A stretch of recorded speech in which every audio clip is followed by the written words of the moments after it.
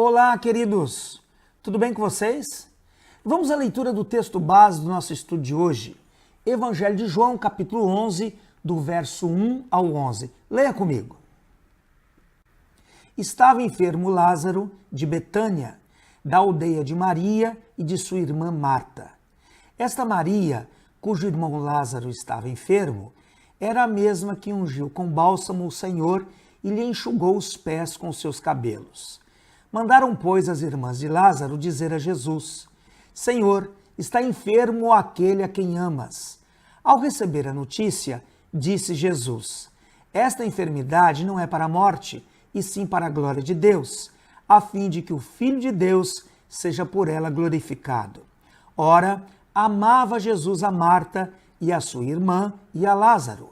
Quando, pois, soube que Lázaro estava doente, ainda se demorou 2 dias no lugar onde estava.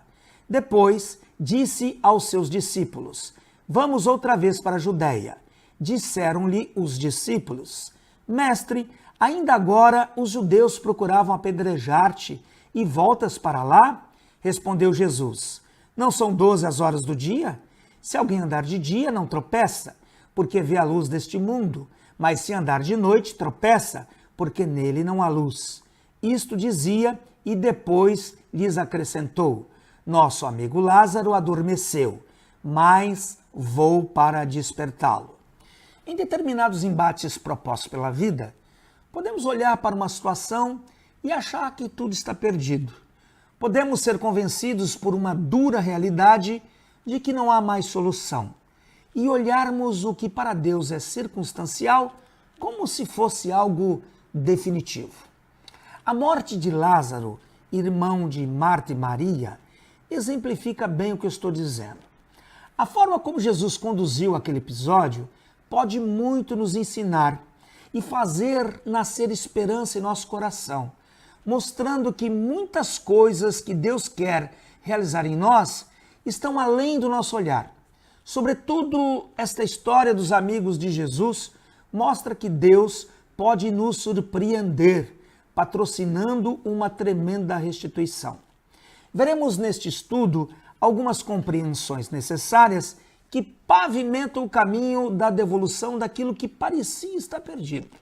Vejamos então algumas das luzes oferecidas por essa história que podem iluminar o nosso entendimento. Em primeiro lugar, no verso 11, depois de ser informado que Lázaro estava enfermo, Jesus diz aos discípulos que o seu amigo adormecera e que ele iria despertá-lo. Os discípulos ficam aliviados e respondem que se estava dormindo, certamente estaria salvo. Então, o mestre diz claramente que Lázaro havia morrido. Bem, Jesus diz que Lázaro estava dormindo, mas depois revela aos discípulos o que de fato havia acontecido. O modo como Jesus se refere à morte de Lázaro, comparando com um sono, nos faz compreender que aquilo que parece não ter mais jeito, Deus pode dar jeito. Um homem pode acordar outro homem, mas ressuscitar outro homem, só Jesus. Então, vamos lá. Quantas coisas já fizeram o nosso coração vibrar que acabamos sepultando porque fomos convencidos de que não há mais como vê-las realizadas? Aquela promessa que você pensa que morreu e que não vai mais se cumprir, na verdade não morreu, está em stand-by. Aos seus olhos, aquilo que você sonhou durante tanto tempo e que hoje já não acredita mais que pode ser realizado, para você pode estar morto, mas para Jesus o projeto está apenas dormindo e ele certamente vai acordá-lo. Em segundo lugar, os versos 21 e 32 mostram que as duas irmãs estavam ressentidas por Jesus não ter se dirigido a Betânia assim que fora avisado que Lázaro estava enfermo. O verso 6 diz que, após ser informado que o seu amigo estava doente, Jesus demorou mais 2 dias no lugar onde estava. Ele não atendeu prontamente ao pedido de Marta e Maria que viesse socorrer o irmão, impedindo que Lázaro morresse. Isso mostra que a nossa alma pode ficar presa e buscarmos culpados para aquilo que morreu. Observe que as duas dizem para Jesus: se estiveras aqui. Podemos ficar presos àquilo que não aconteceu, ao si. Não podemos buscar culpados para aquilo que morreu. Muitas vezes ficamos presos a condições que não aconteceram. Ah, se ele estivesse aqui. Ai, se eu tivesse feito assim. Ai, se ele tivesse feito assado. Temos que ser libertos do que passou, ser libertos das possibilidades que não se concretizaram, libertos do si. É comum encontrarmos pessoas que passam a vida toda se lamentando, se lastimando, querendo entender por que não foram atendidas nas suas orações. Esse comportamento não somente aumentará a dor, mas vai minar o nosso ânimo. Temos que vencer o si. Se não foi do jeito que você esperava, creia que Deus tem um outro jeito de fazer que você ainda não conhece. Em terceiro lugar, no verso 23, ou melhor, do verso 23 ao 27, Jesus fala de ressurreição com Marta. Ele afirma que Lázaro há de ressurgir. E Marta replica dizendo que sabia que ele iria ressurgir na ressurreição no último dia. Jesus está falando do presente, de algo que ele vai fazer já, mas ela menciona a ressurreição do final dos tempos. Perceba que podemos estar tão decepcionados, tão descrentes de que algo possa mudar, que projetamos a nossa fé para um tempo distante, numa tentativa de fugirmos do que temos que enfrentar e vencer pela fé. Quantos estão desapontados, com um sorriso amarelado, com a alma anestesiada, falando sem muita convicção que as coisas vão melhorar? Porém, mais do que uma esperança futura, se de fato quisermos ver os milagres de Deus que mudam a nossa história, a fé solicitada pelo Senhor é para operar no aqui e agora e não no ali, no além. Crer que somente na eternidade as coisas todas estarão resolvidas é abrir mão de resolver as coisas no presente. Quem só fala do futuro é porque já desistiu do presente. E se não há obra no presente, não haverá futuro construído. Almas decepcionadas buscam escapes num tempo que nunca chega. Creia que há algo muito especial da parte de Deus para a sua vida no tempo que se chama hoje.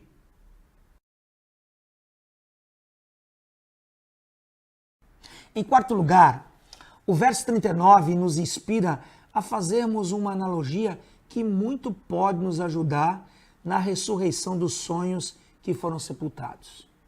Quando Jesus ordena que tirem a pedra do lugar onde Lázaro fora sepultado, Marta diz que o cadáver cheirava mal, pois estava ali há 4 dias.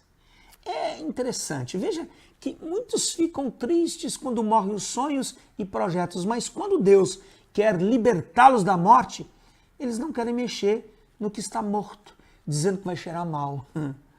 Reviver decepções, tocar em feridas, rever o fracasso, são processos dolorosos. Temos a tendência de bloquearmos a alma com o objetivo de não sofrermos mais. Entretanto, se quisermos de volta o que perdemos, teremos que abrir as cavernas que abrigam a morte. Precisamos de coragem para tirar a pedra e deixar a vida confrontar a morte. É necessário crer que o cheiro da vida neutralizará o cheiro da morte. Aquilo que está morto, aquilo que está se deteriorando, o que está mal cheiroso, aquilo que está morto, tem que sair da caverna e ser absorvido pela vida. Não podemos sucumbir ao medo de expor o que morreu, de mexer em coisas mal cheirosas. Quando expomos o que morreu diante do Senhor, provaremos do poder da ressurreição.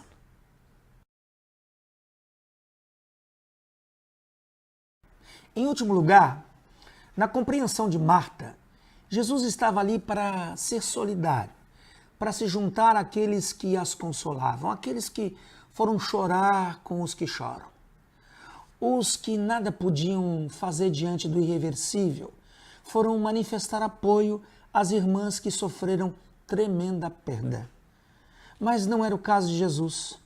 Ele estava ali para resolver. Temos o Espírito Santo, o Consolador que nos foi dado, e como precisamos dele. Eu sou grato ao Senhor Jesus que não me deixou órfão. Louvo a Deus pelo amigo Espírito Santo que habita em mim.